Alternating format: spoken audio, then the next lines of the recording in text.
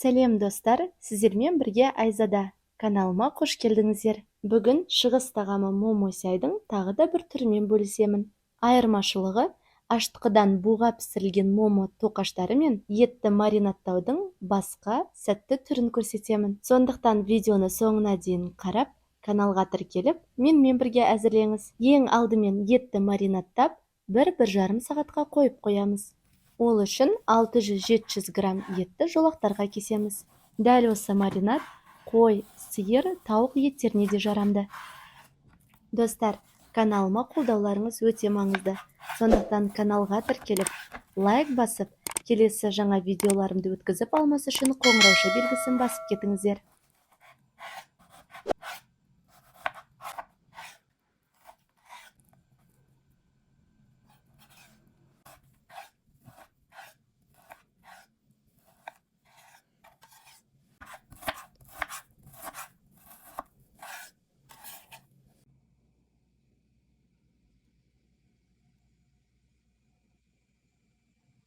Етке дәміне қарай тұз бен бұрышты қосамыз.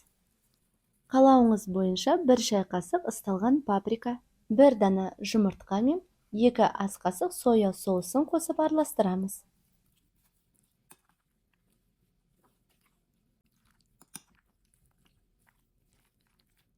Бір ас қасық картоп немесе жүгері крахмалы.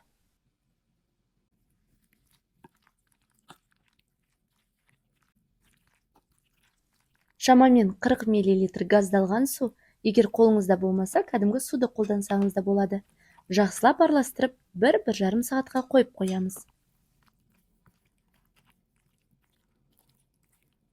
Келесі момо тоқаштарын жасауға кірісеміз. 160 мл жылы суға 3 грамм қант пен 3 грамм аштықыны салып, жақсылап ерігенше араластыруымыз қажет.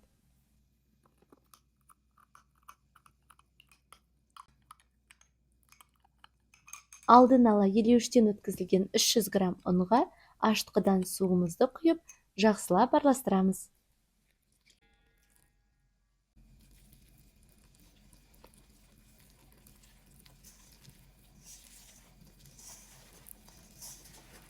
Қамыр бізде жұмсақ емес, қаттыға жақын. Қорықпаңыздар, жайылуы қиын емес.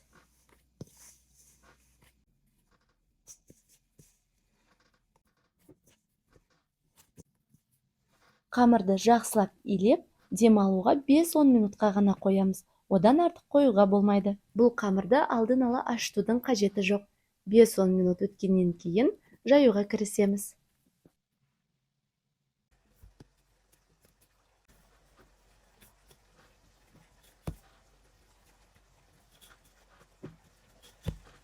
Қамырды сопақша көлемге келтіріп, жұп-жұқа етіп жаюымыз қажет.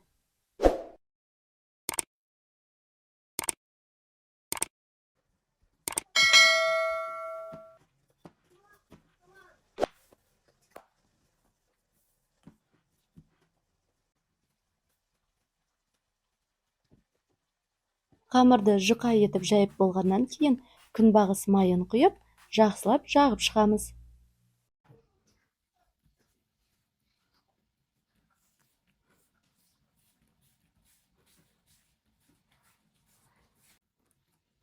Жусай немесе жасыл жуаны майдалап турап, қамырдың үстіне біркелкі етіп сеуіп шығамыз.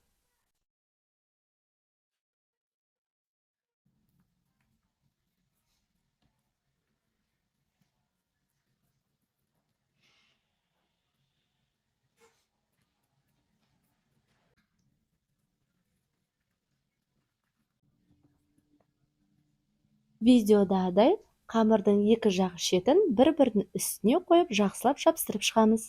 Достар, міндетті түрде каналға тіркеліп, лайк басып, осы және басқа да видеоларымен достарыңызбен бөлісе кетіңіз. Міне осылайша бірінші қайырылған жағының үстіне екінші жағын қойып, үстін тағы да майлап, басып шығамыз. Қалыңдығы шамамен 2 см болатындай турап аламыз.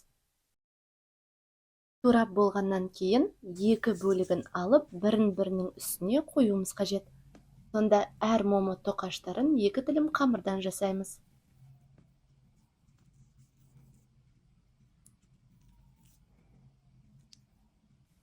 Енді таяқшамен қамырдың үстінен басыңқыраймыз.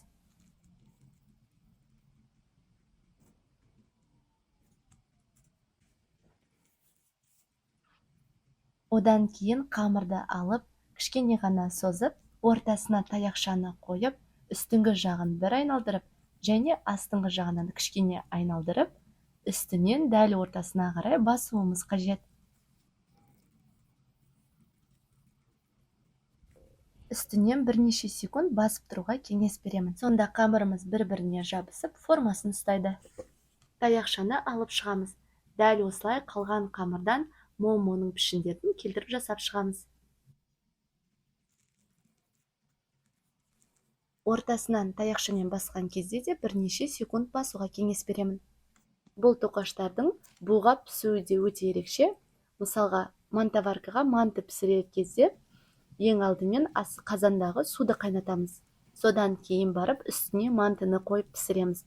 Ал бұл момоларда жарты сағатқа көтерілуге қойып қоямыз. Содан кейін барып қазанға салқын су құйып, үстінен момоларды қойып, біздің суымыз бұрқылдап қайнағаннан кейін барып 10-12 минут пісіреміз.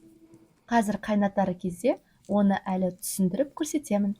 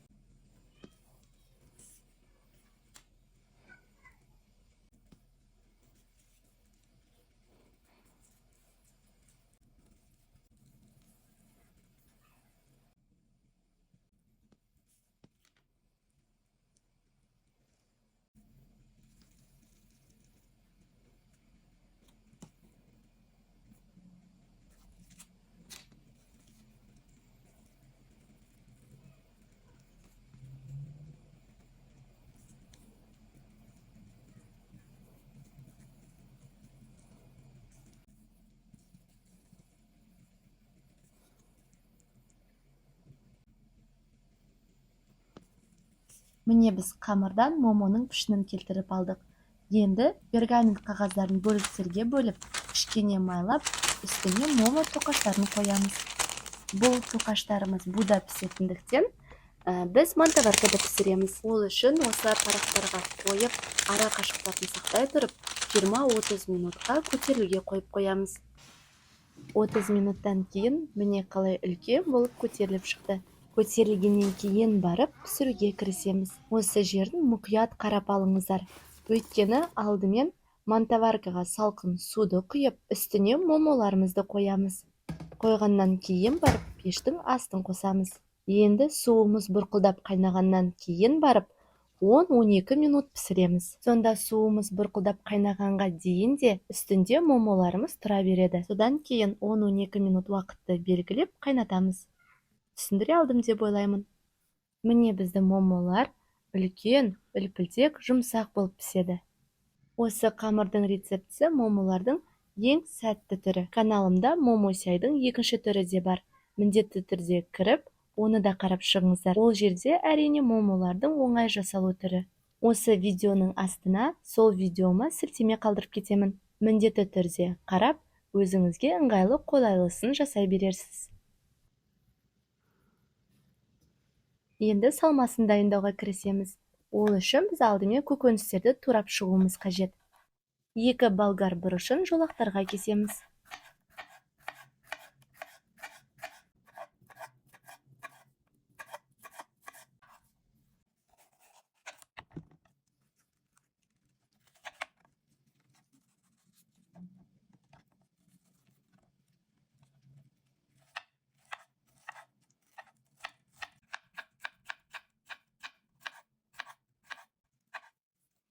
Үш-төрт таяқша балдыр көк немесе пекин қырыққабатын алып турап шығамыз.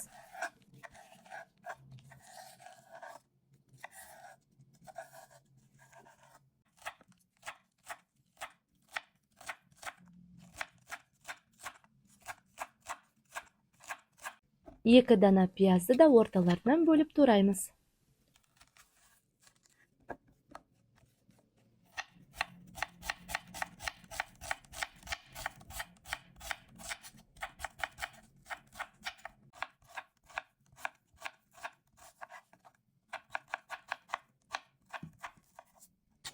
2 дана сарымсақты майдалап турауымыз қажет.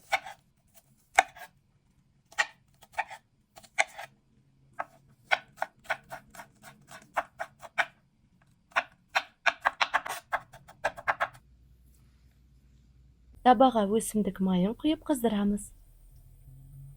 Үстінен маринадталған етімізді салып, жақсылап қуыруымыз қажет.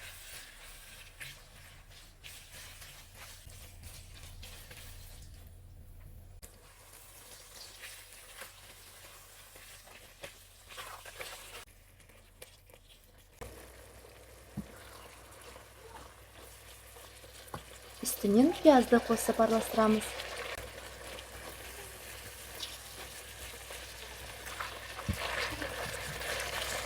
Сарымсақ.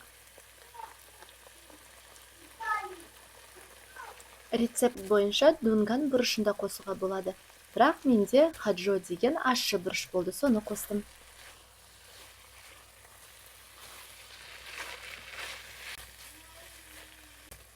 Балдыр көк пен болгар бұрышын қосып жақсылап араластырамыз. Дәл осы қатты отта тағы да 3-4 минут қуырамыз.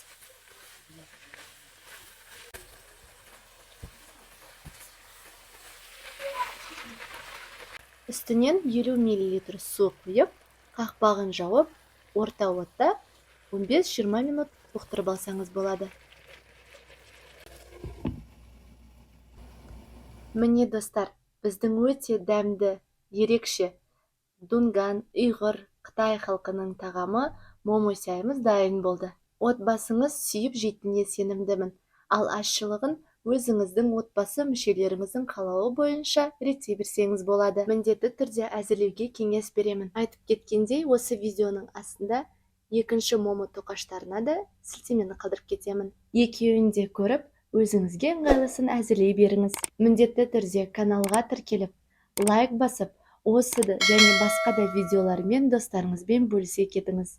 Аман сау болыңыздар.